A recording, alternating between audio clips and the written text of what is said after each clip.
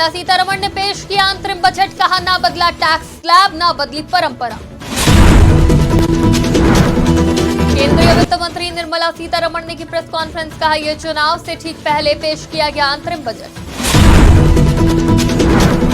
रांची के राजभवन पहुंचे चंपई सोरेन और जेएमएम विधायक, झारखंड के राज्यपाल सीपी राधाकृष्णन से की मुलाकात। कल से शुरू होगा उत्तर प्रदेश में बजट सत्र, 5 को बजट पेश करेगी योगी सरकार, 12 तक चलेगा सत्र। झारखंड के राज्यपाल ने सोरेन को बुलाया राजभवन, ईडी ने मांगी हेमंत सोरेन की 10 दिन की रिमांड।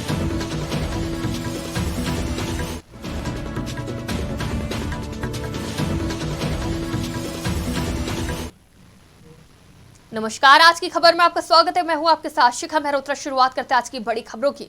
मोदी सरकार के दूसरे कार्यकाल का अंतिम बजट पेश हुआ है, जिसमें निर्मला सीतारमण ने चुनावी साल होने के चलते अपने अंतरिम बजट में कोई बड़ी घोषणाएं भी नहीं की। बता दें कि वित्त मंत्री निर्मला सीतारमण ने बजट 2024 पेश कर दिया है, जहां बजट पेश करने से पहले वित्त मंत्री ने सरकार की उपलब्धियां गिनाई। बता दें कि चुनावी साल होने के चलते ये पूर्ण बजट की जगह अंतरिम बजट है। वहीं वित्त मंत्री निर्मला सीतारमण का ये पहला अंतरिम बजट भी है।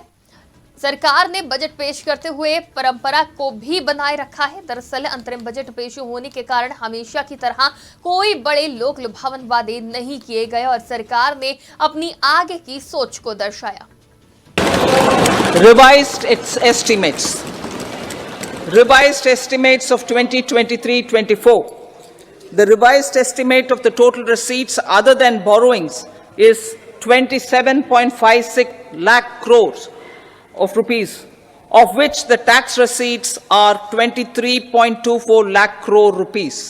The revised estimate of total expenditure is 44.90 lakh crore rupees. The revenue receipts at 30.3 are expected to be higher than the budget estimate, reflecting strong growth momentum and formalization in the economy. The revised estimate of the fiscal deficit is 5.8% of GDP, improving on the budget estimate, notwithstanding moderation in the nominal growth estimates.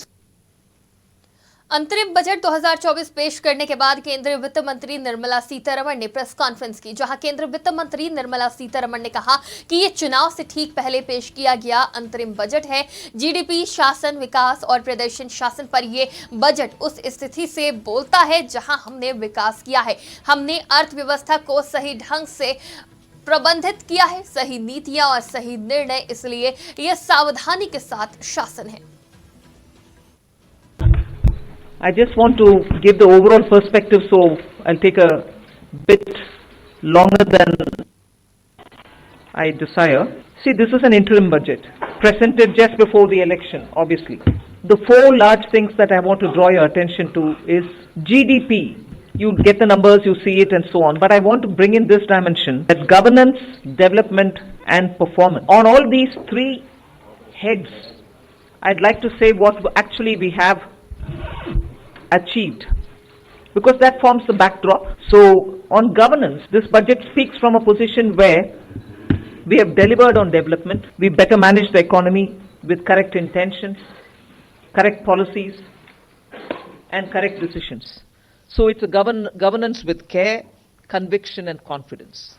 If that stood for the GDP's G, the D stands for people living better, earning better and having high aspirations for the future. And if I move to the P, the performance, 3 consecutive years of 7% growth, fastest growing economy in G20, all parts of the country part. Champai Soren और JMM विधायक रांची के राजभवन पहुंचे, जहां उन्होंने झारखंड के राज्यपाल CP Radhakrishnan से मुलाकात की। झारखंड के राज्यपाल सीपी राधाकृष्णन से मुलाकात के बाद झामुमो विधायक दल के नेता चंपई सोरेन का एक बयान सामने आया। चंपई सोरेन ने कहा, हमने मांग की है कि सरकार गठन की प्रक्रिया शुरू होनी चाहिए, जिस पर राज्यपाल ने प्रक्रिया जल्द ही शुरू होने की बात कही। योगी सरकार आगामी 5 फरवरी को साल 2024-25 के लिए बजट पेश करेगी। वहीं बजट सत्र 2 फरवरी से शुरू होकर 12 फरवरी तक चलेगा और 10 फरवरी को विधानसभा में बजट को मंजूरी दी जाएगी। बताया जा रहा है कि योगी सरकार 2.0 का दूसरा बजट खर्चों में कटौती और कमाई पर ज्यादा केंद्रित होगा। राजकोषीय घाटा और उधारी का बोझ घटाया जाएगा। वहीं इसके बावजूद राजकोषीय घाटे में भारी वृद्धि का अनुमान है। वित्तीय वर्ष 2023-24 में राजकोषीय घाटा 174% का अनुमान है, जो नए वित्त वर्ष 2024-25 में बढ़कर 186% तक हो सकता है। साथ ही प्रदेश के बजट में आय और खर्च का संतुलन बेहतर बनाने का प्रयास किया जाएगा। आगामी वित्त वर्ष में राज्य का स्वयं का कर राजस्व 10.8% रहने का अनुमान है, तो करित राजस्व 0.9% रहेगा। सुचारू रूप से चले, एक स्वस्थ डिबेट हो पक्ष और प्रतिपक्ष में। विपक्ष की जिम्मेवारी है सरकार को चेताना, सरकार को एक सकारात्मक सुझाव देना, सरकार की नीतियों का अगर उनको पसंद नहीं आती तो उसकी आलोचना करना, और सरकार का काम है कि जनहित में काम करना।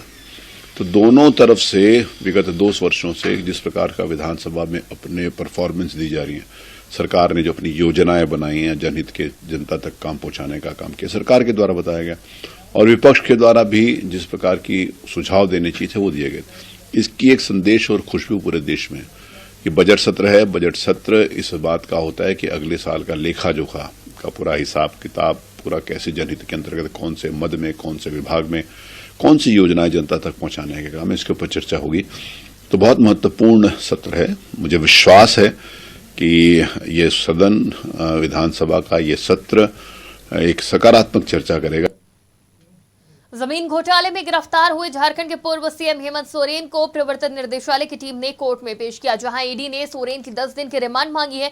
वहीं सियासी संकट के बीच झारखंड विधायक दल के नेता चंपई सोरेन को राज्यपाल ने राजभवन बुलाया। हेमंत सोरेन की गिरफ्तारी से एन वक्त पहले चंपई सोरेन को विधायक दल का नेता चुना गया था, जिसके बाद चंपई ने राज्यपाल से मिलने का वक्त मांगा था। वहीं हेमंत सोरेन ने अपनी गिरफ्तारी को हाईकोर्ट में चुनौती दी थी और तुरंत सुनवाई की अपील भी की थी। हालांकि हाईकोर्ट ने कहा कि इस मामले में अर्जेंसी नहीं दिखती। वहीं इस बीच फिल सिंबल ने भी हेमंत सोरेन की तरफ से सुप्रीम कोर्ट में याचिका दायर की है।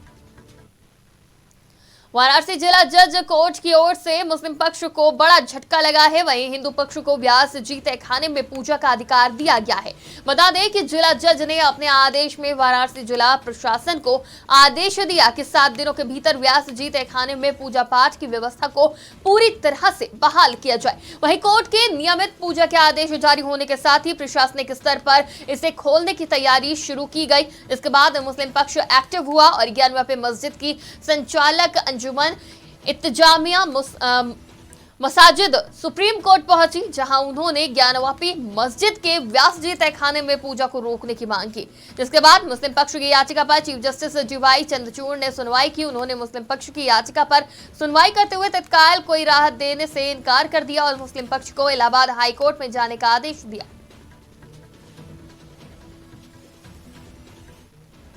योगी सरकार आगामी 5 फरवरी को वर्ष 2024-25 के लिए बजट पेश करेगी। वहीं बजट सत्र 2 फरवरी से शुरू होकर 12 फरवरी तक चलेगा और 10 फरवरी को विधानसभा में बजट को मंजूरी दी जाएगी। बताया जा रहा है कि योगी सरकार 2.0 का दूसरा बजट खर्चों में कटौती और कमाई पर ज्यादा केंद्रित होगा।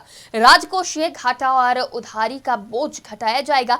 वहीं इसके बावजूद राजकोषीय घाटे में भारी वृद्धि का अनुमान है। वित्त वर्ष 2023-24 में राजकोषीय घाटा 174% का अनुमान है, जो नए वित्त वर्ष 2024-25 में बढ़कर 186% तक हो सकता है। साथ ही प्रदेश के बजट में आय और खर्च का संतुलन बेहतर बनाने का प्रयास किया जाएगा। आगामी वित्त वर्ष में राज्य का स्वयं का कर राजस्व 10.8% रहने का अनुमान है, तो करोत्तर राजस्व 0.9% रहेगा।